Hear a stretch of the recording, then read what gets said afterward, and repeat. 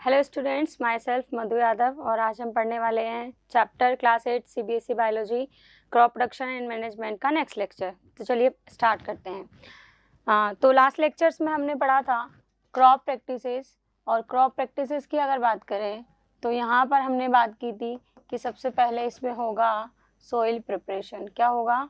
Soil preparation. Then उसके बाद में सोइंग, और सोइंग जो प्रोसेस है वो हमने डिफरेंट मेथड से किया था, लाइक ब्रॉडकास्टिंग और सीड ड्रिल मशीन जो होती है उसकी हेल्प से किया था। तो आज हमारा जो नेक्स्ट टॉपिक है इसमें वही होगा न्यूट्रिएंट मैनेजमेंट। क्या होगा? Nutrient management. और ये न्यूट्रिएंट मैनेजमेंट हम प्लांट को 3 तरीके से प्रोवाइड कर सकते हैं। एक तो होगा मैन्योर्स, एक होगा फर्टिलाइजर्स एंड बायो फर्टिलाइजर्स।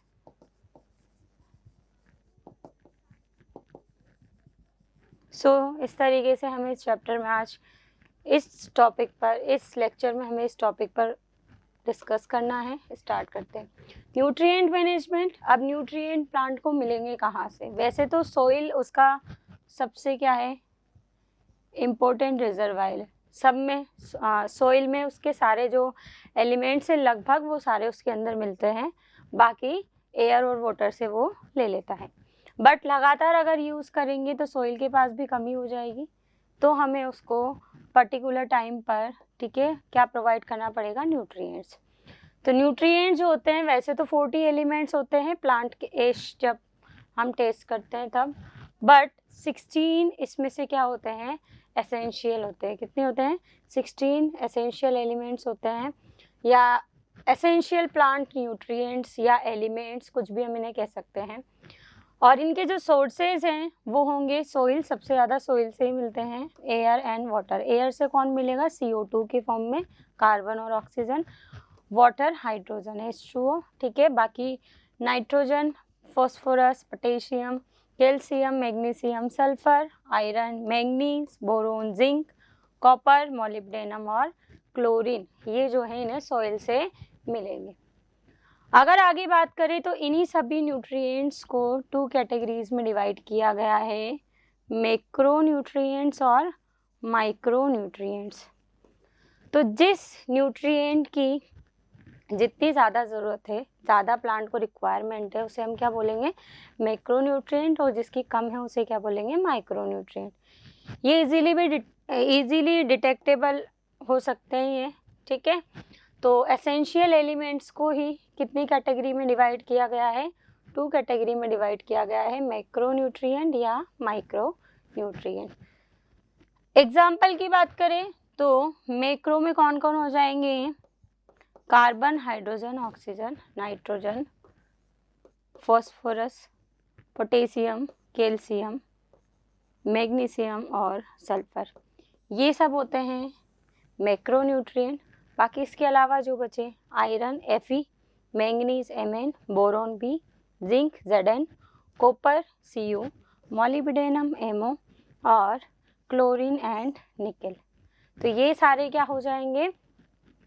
हाँ, अगर हम इसमें से ऐसे निकल को अगर हटा दें तो वैसे 16 हो गए हैं, बट 17 होते हैं। कितने होते हैं? 17 ही होते हैं। अब निकल का जो है वो ज़्यादा डिस्कशन नहीं किया जाता है, बट निकल भी होता है, ठीक है। तो इसमें ऐड कर दिया है मैंने निकल भी। अगर निकल को भी ऐड करते हैं तो 17 हो जाएंगे, अदरवाइज 16 हो गए, ठीक है। और इनके सोर्सेज जो हैं, सोइल भी हो सकता है, वाटर भी हो सकता है, एयर भी हो सकता है। सबसे ज़्यादा कहाँ से लेंगे? सोइल से, ठीक है। आगे अगर बात करें, ये रहे ये डायग्राम, जैसा कि देख सकते हैं, ये है एयर और वाटर से मिल रहे हैं, कार्बन, हाइड्रोजन, ऑक्सीजन। बाकी ये सारे देखिए इसमें निकल है, तो ये सारे कहाँ से मिलेंगे? सोइल से मिलेंगे। सोइल में भी 2 कैटेगरी कर दी, मैक्रो और माइक्रो न्यूट्रिएंट। बाकी एयर वाटर में कौन है? मैक्रो ही है। कौन है? मैक्रो। तो इस तरीके से न्यूट्रिएंट जो है इनको कैटेगराइज किया गया है। आगे बात करें रिप्लेनिशमेंट, तो मैंने आपको बताया था मिनरल रिप्लेनिशमेंट। सोइल तो रिजर्वायर है ही सही, लेकिन लगातार अगर यूज़ करेंगे तो सोइल में मिनरल्स की कमी हो जाएगी, जिसकी वजह से हमें सोइल को प्रोवाइड करना पड़ेगा बाहर से। और ये क्यों ज़रूरी है? क्योंकि सोइल पर ही आगे जो क्रॉप प्रोडक्शन है वो सारा डिपेंड होता है, वो सारे न्यूट्रिएंट वहीं से ही लेंगे। तो ये हम करते हैं मैन्योर्स और फर्टिलाइज़र को उसमें एक्स्ट्रा हम प्रोवाइड करेंगे ताकि उन्हें प्लांट न्यूट्रिएंट्स मिल सके। अब बात करें मैन्योर्स और फर्टिलाइज़र्स की, तो मैन्योर्स एंड फर्टिलाइज़र्स, इनका कंपैरिजन बहुत इम्पोर्टेंट है। ये क्वेश्चन बहुत इम्पोर्टेंट होता है कि क्या डिफरेंसेस है मैन्योर्स और फर्टिलाइज़र्स में। तो मैन्योर्स जनरली क्या होते हैं? ऑर्गेनिक, इनका नेचर क्या होता है? ऑर्गेनिक होते हैं। जबकि फर्टिलाइज़र्स क्या होते हैं? मोस्टली तो इनऑर्गेनिक होते हैं बट ऑर्गेनिक भी होते हैं। तो हम दोनों लिखेंगे, इनऑर्गेनिक और ऑर्गेनिक। ये तो इनका कंपोजिशन हो गया कि किसके बने हुए कैसे हैं। फिर इन्हें बनाया कैसे जाएगा? तो इनको बनाया जाता है लाइक प्लांट और जो एनिमल वेस्ट होता है, प्लांट एंड एनिमल वेस्ट, जैसे वेजिटेबल पील्स हो गई या फिर एनिमल का काऊ डंग हो गया। तो प्लांट और एनिमल वेस्ट के थ्रू इन्हें क्या किया जाएगा? बनाया जाएगा। जबकि इन्हें केमिकल से बनाया जाएगा, केमिकल रिएक्शन होंगी और उनसे बनाया जाएगा। अब ये प्लांट और एनिमल वेस्ट से बन रहे हैं तो ऑब्वियसली बात है इसे हम नॉर्मल जगह पर बना सकते हैं, लाइक फार्म में बना सकते हैं, गार्डन में बना सकते हैं। लेकिन ये केमिकल से बन रहे हैं तो इन्हें हमें कहाँ पर बनाना होगा? फैक्ट्री में बनाना होगा। ठीक है, तो ये फैक्ट्रीज में बनेंगे, फैक्ट्रीज में बनेंगे तो और केमिकल यूज़ आएगा तो ये क्या होंगे? कॉस्टली। क्या होंगे? कॉस्टली। हम बोल सकते हैं कि एक्सपेंसिव होंगे ये उनके कंपैरिजन में, जबकि ये तो क्या होंगे? चीप होंगे। अब फिर हम फर्टिलाइज़र्स का क्यों यूज़ कर रहे हैं? जब मैन्योर में इतने सारे एडवांटेज हैं तो हम फिर फर्टिलाइज़र्स का यूज़ ही क्यों कर रहे हैं? क्योंकि फर्टिलाइज़र्स क्या होते हैं? Nutrient specific. क्या होते हैं? न्यूट्रिएंट स्पेसिफिक होते हैं। इसका मतलब क्या है? मान लीजिए पर्टिकुलर प्लांट को नाइट्रोजन ही चाहिए तो हमारे पास ऐसा भी फर्टिलाइज़र होंगे जिनके पास नाइट्रोजन मेजर कंपोनेंट होगा। अगर पोटेशियम चाहिए तो वो भी है, फॉस्फोरस चाहिए तो वो भी है, या इन दोनों में से कोई चाहिए, NPK, N के साथ में K चाहिए या P के साथ में K चाहिए, तो कॉम्बिनेशन वाले भी मिल जाएंगे। जबकि ये न्यूट्रिएंट स्पेसिफिक नहीं होते हैं। ये सभी न्यूट्रिएंट्स का क्या होते हैं? कॉम्बिनेशन होते हैं। ये क्या होते हैं? सभी न्यूट्रिएंट का कॉम्बिनेशन होते हैं मैन्योर्स। तो ये तो कुछ एडवांटेजेस हैं। अगर डिसएडवांटेजेस की बात करें तो मैन्योर्स क्या होते हैं? बल्की। बल्की होते हैं इसलिए इन्हें ट्रांसपोर्ट करना इजी नहीं होता है। जबकि ये केमिकल से और क्रिस्टल फॉर्म में मिल जाएंगे तो इजीली इन्हें क्या किया जा सकता है? ट्रांसपोर्ट किया जा सकता है। अगर मैन्योर का हमने ज़्यादा यूज़ कर लिया पर्टिकुलर टाइम पर, सोइल में बहुत ज़्यादा डाल दिया, तो ये ज़्यादा कोई हार्म नहीं करेगा। ये तो क्या करेगा? सोइल की फर्टिलिटी को इंक्रीज ही करेगा। क्या करेगा? सोइल की फर्टिलिटी को इंक्रीज ही करेगा। बट ये क्या करता है? इसका एक्सेसिव यूज़ क्या कर देगा? सोइल की फर्टिलिटी को कम कर देगा। ओके, तो ये कुछ बेसिक डिफरेंसेस हैं मैन्योर और फर्टिलाइज़र्स के बीच में। तो सबसे पहले की अगर बात करें तो ये नेचुरल सब्सटेंस है जबकि वो ह्यूमन यानी कि मैन मेड है। अगर ये बात करें तो इसमें एसेंशियल प्लांट न्यूट्रिएंट जो हमने अभी 17 पढ़े थे वो इसमें स्मॉल अमाउंट में, इसमें रिच अमाउंट में, क्योंकि वो स्पेसिफिक है। ठीक है, ये green amount of organic matter से बना सकते हैं तो इसमें ह्यूमस जो होता है वो ज़्यादा होगा, है ना। और ये फर्टिलाइज़र में ह्यूमस नहीं होता है। ठीक है, न्यूट्रिएंट्स जो होते हैं वो डायरेक्टली एब्जॉर्ब कर लेगा प्लांट, है ना। उसके अलावा ये पानी में सॉल्युबल होंगे फर्टिलाइज़र, तो वाटर में क्या करके सॉल्युबल करके इनको इजीली एब्जॉर्ब करवाया जा सकता है। और ये न्यूट्रिएंट स्पेसिफिक नहीं होते हैं जबकि ये न्यूट्रिएंट स्पेसिफिक होते हैं। और अगर बात करें ये वॉल्यूमिनस होते हैं, बल्कि होते हैं, इसलिए इनको ट्रांसपोर्ट करना, ठीक है, स्टोर करना, ये एक तरीके से नहीं हो पाता है प्रॉपर। ओके, और इनको हम इजीली से कर सकते हैं। एग्जाम्पल की बात करें तो मैन्योर में जैसे कंपोस्ट आ गया, क्या आ गया? कंपोस्ट, मैन्योर का एग्जांपल क्या हो गया, कंपोस्ट। कंपोस्ट भी आपने कई सारे सुने होंगे, वर्मी कंपोस्ट, ग्रीन कंपोस्ट। तो ये कंपोस्ट, इनकी अगर बात करें तो जैसे यूरिया है, पोटेशियम नाइट्रेट है ना, ऐसे बहुत सारे, अमोनियम नाइट्रेट होते हैं, पोटेशियम नाइट्रेट होते हैं। तो ये सारे क्या हैं, मैन्योर और फर्टिलाइजर्स के, ये कंपोस्ट मैन्योर का और ये फर्टिलाइजर्स की एग्जांपल्स हैं। ठीक, फिर हमने एक टॉपिक पर और डिस्कस किया है, एडवांटेजेस और डिसएडवांटेजेस।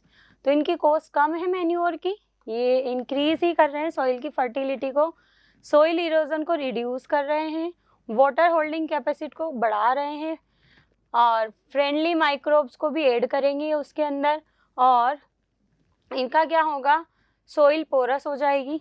ठीक, और टेक्सचर जो है सॉइल का ये उसे इम्प्रूव कर रहे हैं। डिसएडवांटेज यही है कि बल्कि है तो इजीली ट्रांसपोर्ट और एब्जॉर्ब्ड होने में दिक्कत होती है, जबकि वो वाटर सोल्यूबल है तो इजीली ट्रांसपोर्ट भी हो जाते हैं क्रिस्टल फॉर्म में और इजीली प्लांट के द्वारा एब्जॉर्ब भी हो जाएंगे। They have low amount of nutrient, ये इसके डिसएडवांटेज है। वही फर्टिलाइजर के यही एडवांटेजेस हैं कि न्यूट्रिएंट स्पेसिफिक है, बहुत कम क्वांटिटी में चाहिए, वाटर सोल्यूबल है, देन उसको प्लांट क्या करेगा, इजीली एब्जॉर्ब कर लेगा। डिसएडवांटेजेस, वाटर पोल्यूशन कर सकता है एक्सेसिव अमाउंट में, केमिकल कंपोजिशन जो है सॉइल का वो चेंज कर सकता है, can causes eutrophication. What is eutrophication? Eutrophication का मतलब होता है कि जब ज़्यादा फर्टिलाइजर्स यूज़ किए जाते हैं तो पानी के साथ में बहते हुए वाटर बॉडीज़ में पहुंच जाएगा। कहाँ पहुंच जाएगा? ये केमिकल्स वाटर बॉडीज़ में चला जाएगा, वाटर बॉडीज़ में जाने से वहाँ पर क्या हो जाएगा, बहुत ज़्यादा ही सोल्ट जो है, अब बहुत ज़्यादा ही जो मिनरल्स है वो जमा हो जाएंगे। उसकी वजह से जो वाटर बॉडीज़ में ऑर्गेनिज्म से लाइक प्लांट्स हैं वो क्या करने लगेंगे, ग्रोथ करने लगेंगे। और प्लांट्स की बात करें तो एल्गी, तो एल्गी बहुत ज़्यादा बन जाएंगे, मतलब बहुत ज़्यादा ग्रो करेंगे। वहाँ पर क्या हो जाएगा, एल्गल ब्लूम। क्या हो जाएगा? एल्गल ब्लूम हो जाएगा। एल्गल ब्लूम का मतलब होता है कि एल्गी बहुत सारे प्रोड्यूस हो गए एक टाइम पर, जिससे बाकी जो अदर ऑर्गेनिज्म हैं उनके लिए सभी चीज़ों की क्या हो जाएगी, कमी हो जाएगी, लाइक सनलाइट की हो जाएगी, है ना, और उसके अंदर सॉल्युबल ऑक्सीजन, ये सब चीज़ों की क्या हो जाएगी, कमी हो जाएगी। तो यूट्रोफिकेशन यही होता है, और ये एक्सेसिव केमिकल्स फर्टिलाइज़र यूज़ करने से होगा। थर्ड हमने चर्चा किया था बायो फर्टिलाइजर्स। तो बायो का मतलब होता है लिविंग ऑर्गेनिजम्स। क्या होते हैं? Living organism. तो कुछ लिविंग ऑर्गेनिजम्स कौन से? Micro organism. तो कुछ माइक्रो ऑर्गेनिज्म क्या होते हैं? अब माइक्रो ऑर्गेनिज्म हम पढ़ेंगे तो माइक्रो ऑर्गेनिजम्स की 5 कैटेगरी होती है वैसे तो, है ना, fungi, algae, fungi, virus, bacteria, algae and protozoa. But इनमें से ये जो 3 हैं, फंजाई, बैक्टीरिया और एल्गी, ये माइक्रो ऑर्गेनिज्म चाहे तो फ्रीली फॉर्म में मिलेंगे सोइल के अंदर, फ्री लिविंग, चाहे वो मिलेंगे सिम्बायोटिकली एसोसिएटेड। कैसे मिलेंगे? Symbiotically associated. इसका मतलब होता है कि दोनों ऑर्गेनिजम्स इस तरीके से एसोसिएटेड होते हैं कि दोनों को क्या होता है, बेनिफिट होता है। तो उसे हम बोलते हैं सिम्बायोसिस या म्यूचुअलिज्म बोलते हैं। तो सिंगल या कॉम्बिनेशन में रहेंगे ये, और ये क्या करते हैं, सोइल की फर्टिलिटी को एनरिच कर देते हैं। कैसे करेंगे? देखिए, लेग्यूम प्लांट में कौन मिलता है? राइजोबियम। सिम्बायोसिस लिखा हुआ है, यानी कि ये इससे बेनिफिट लेगा, ये इससे बेनिफिट लेगा ना, दोनों एक दूसरे से क्या होंगे, बेनिफिटेड होंगे। एजोला, इसमें कौन रहता है? एनाबीना। एनाबीना क्या है? एक ब्लू ग्रीन एल्गी है। क्या है? ब्लू ग्रीन एल्गी, ठीक है, बीजी है, जिसे हम साइनोबैक्टीरिया भी कहते हैं। क्या कहते हैं? साइनोबैक्टीरिया भी कहते हैं। तो ये भी सिम्बायोटिकली मिलता है। फ्री लिविंग बैक्टीरिया, मैंने कहा था कोई एसोसिएशन नहीं बना रहा है, सॉइल के अंदर फ्रीली रह रहा है। तो जैसे एजोटोबैक्टर है, ये सॉइल में क्या करेगा, सिम्बायोटिकली सॉइल में रह रहा है ना, बाकी फ्री लिविंग बैक्टीरिया है। साइनोबैक्टीरिया, साइनोबैक्टीरिया मतलब अभी मैंने बताया था बीजी, ब्लू ग्रीन एल्गी, ये भी फ्री लिविंग है, दोनों रह रहे हैं। नोस्टोक, एनाबिना, ये दोनों उसके नाम है, बीजीए के टाइप हैं। माइकोराइजा, यहाँ पर अगर बात करें माइको की, तो माइको मतलब होता है फंजाई। क्या होता है? फंजाई। और राइजा राइजा का मतलब होता है रूट्स। क्या होता है? रूट्स। तो जो फंजाई होते हैं वो प्लांट्स की रूट के साथ में सिम्बायोटिकली एसोसिएटेड होते हैं, हायर प्लांट्स की रूट के साथ में एसोसिएटेड होते हैं। तो ये होते हैं बायो फर्टिलाइजर, यानी कि कुछ लिविंग ऑर्गेनिज्म जो किसी ना किसी तरीके से प्लांट से भी वो फायदा ले रहे हैं, ऐसा नहीं है, ठीक है। सिम्बायोसिस का मतलब यही है, अगर सिम्बायोटिकली एसोसिएटेड है तो प्लांट से भी वो कुछ ना कुछ ले रहे हैं बदले में और उनको भी कुछ दे रहे हैं, ओके, सोइल से। तो ये होते हैं बायो फर्टिलाइजर्स। तो लेक्चर में हमने पढ़ा आज nutrient management, manures, fertilizers and bio fertilizers. Thank you.